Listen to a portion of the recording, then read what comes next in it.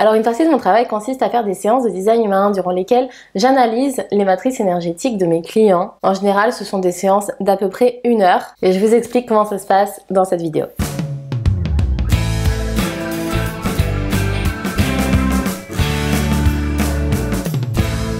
Alors quand on est analyste en design humain et qu'on a suivi un cursus officiel, on nous apprend un protocole officiel pour faire des analyses, ça s'appelle la MAR, M-A-R.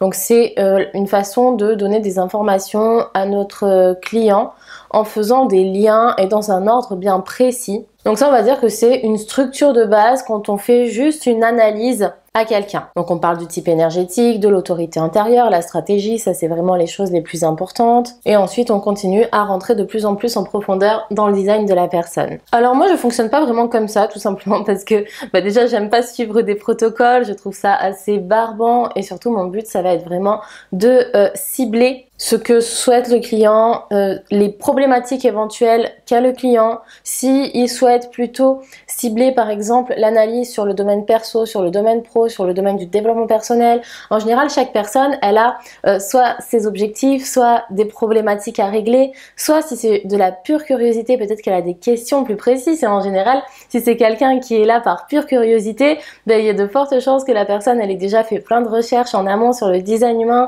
et qu'elle n'ait pas forcément envie de réentendre les mêmes choses qu'elle a déjà vues par exemple dans toutes mes vidéos YouTube. Du coup, on va dire qu'il y a quand même quelque chose dont je ne passe pas à côté, c'est l'autorité et la stratégie en design humain parce que c'est vraiment les choses les plus importantes et plus on en entend parler, mieux c'est. Et surtout, plus on entend parler de différentes manières, plus ça peut résonner en nous et du coup créer des prises de conscience, même si c'est voilà toujours la même chose, l'autorité et la stratégie. Par contre après, c'est vraiment très libre en fait. Moi, mon objectif quand je fais une analyse de design humain, c'est de suivre déjà ma propre autorité intérieure. J'ai une autorité émotionnelle, donc mon but c'est de me faire plaisir, de me diriger vers les directions qui me font plaisir. Genre je vois telle partie du schéma, je vois waouh c'est trop bien, j'ai envie de parler de ça. Le but c'est vraiment de me laisser guider par ma passion et je sais que c'est comme ça aussi que je vais avoir le plus d'impact sur la personne. Ensuite parfois il y a des personnes qui ont déjà des connaissances en design humain. Je veux dire j'ai déjà fait des séances à des personnes qui sont coachs en design humain, qui sont analystes en design humain et du coup la personne elle connaît déjà pas mal de choses sur son design et ce qu'elle souhaite c'est avoir d'autres angles de vue et d'entendre du coup ma façon de voir sa matrice énergétique avec mes propres filtres, avec mon angle de vue à moi. Après, il y a des personnes qui ont des problématiques bien précises. Je pense notamment lorsque je fais des analyses composites ou des analyses parents-enfants. Souvent, si la personne, elle vient pour ça, c'est qu'il y a des problématiques, peut-être des blocages, des choses qu'elles veulent régler. Moi, j'adore ce genre de séance parce que je m'amuse, j'adore essayer de trouver des solutions, essayer de trouver des pistes à expérimenter, lui donner des petits conseils, des petites astuces. Surtout dans les analyses de composites, que ce soit parents-enfants ou de couple, il y a vraiment la possibilité de trouver des façons de faire qui peuvent améliorer la relation.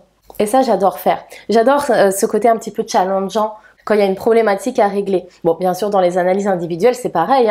Moi, j'aime beaucoup quand il y a des clients qui viennent pour une séance et qui en amont m'ont posté une liste comme ça de questions par email. Et du coup, avant la séance, je travaille un petit peu sur tout ce que je peux trouver de concret, de pratico-pratique à expérimenter pour la personne, pour lui donner vraiment des pistes qui vont lui servir à quelque chose et pas juste se raconter une belle histoire, flatter notre ego, ouais je suis générateur, j'ai plein d'énergie, je suis super vibrant, mon sacral est super puissant, tout ça. Bon c'est cool aussi, j'adore raconter des histoires de design humain, mais le but c'est vraiment de trouver du concret, du pratico-pratique et que la personne elle ait des pistes ensuite à expérimenter dans son quotidien. Après moi ce que j'aime bien aussi dans mes analyses c'est vous partager mon propre vécu parce que quoi qu'il en soit on est toujours en miroir les uns avec les autres et soit je vais me retrouver face à un manifesteur comme moi, soit avec quelqu'un qui a une autorité émotionnelle comme moi, soit quelqu'un qui a une ligne 1 ou une ligne 3 dans son profil, soit qui a la même porte ou le même canal et ça c'est vraiment cool parce que du coup je peux vraiment apporter mon expérience à ce sujet à la personne, même si on n'est pas du même type énergétique, même si on n'a pas la même autorité intérieure, il y aura toujours quelques aspects qui vont résonner ou qui vont être semblables ou même que j'aurais pu expérimenter avec des personnes de mon entourage qui ont ces aspects-là dans leur design. En tout cas, vraiment, ce que je peux dire, c'est que mes séances, je les fais au feeling, en fonction de ce que la personne attend. Moi, j'ai des personnes qui arrivent, qui veulent avoir direct des infos sur les variables, les portes, les canaux. Je vais pas te dire, ah non, non, non, non, non, on parle que de l'autorité et de la stratégie. Pendant la première séance, il faut que tu reviennes vers moi. Dans 3 séances, peut-être qu'on parlera de tes portes et de tes variables. Non, franchement, moi, mon truc, c'est pas ça. Même si la personne, peut-être qu'elle vient de découvrir le design humain, mais qu'elle a investigué par elle-même, oui, ok, elle a pas expérimenté sa stratégie et son autorité intérieure, mais si elle a envie d'avoir des infos sur ses portes, sur ses variables, sur ses canaux, sur sa croix d'incarnation, il n'y a pas de problème en fait. Parce que je sais que parfois il y a des règles un peu assez strictes, hein, genre on commence par l'autorité, la stratégie, après on approfondit et genre 10 séances plus tard, on va parler des variables, mais c'est pas du tout la façon dont je fonctionne. Voilà, c'était pour vous donner un petit peu ma façon de faire des séances de design humain. Si vous êtes intéressé, n'hésitez pas à réserver directement sur mon site internet. Je fais des séances simples, donc quand je dis séance simple, c'est avec une personne. Je fais des séances composites, donc c'est pour des analyses de couple ou des analyses entre collègues de travail, en tout cas un binôme ou même des amis. Et je fais également des analyses parents-enfants. Donc vu que le design humain, ça a quand même été à la base créé pour les enfants, il y a vraiment